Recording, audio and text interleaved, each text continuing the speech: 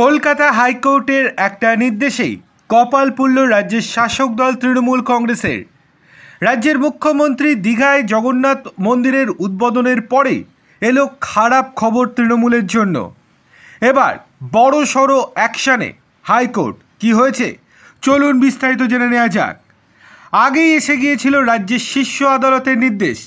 হাইকোর্টের সেই নির্দেশই এবার অক্ষরে অক্ষরে পালন করতে বাধ্য হলো রাজ্য প্রশাসন।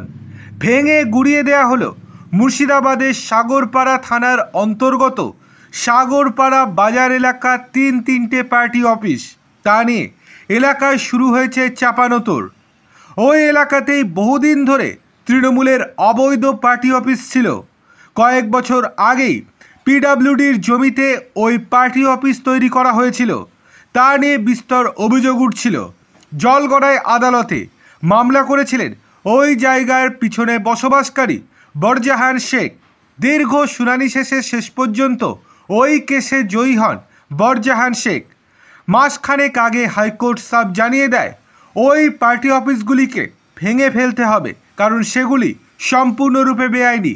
হাইকোর্টের নির্দেশ আসতেই তা নিয়ে শোরগোল পড়ে গিয়েছিল এলাকায়।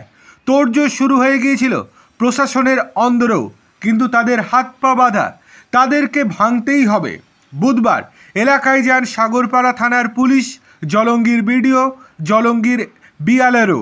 সঙ্গে ছিলেন জলঙ্গির পিডব্লিউডি অফিসার সহ বিশাল পুলিশ বাহিনী। তারপর তৃণমূলের তিনটি বড় বড় পার্টি অফিস ভেঙে গুড়িয়ে দেওয়া হয়।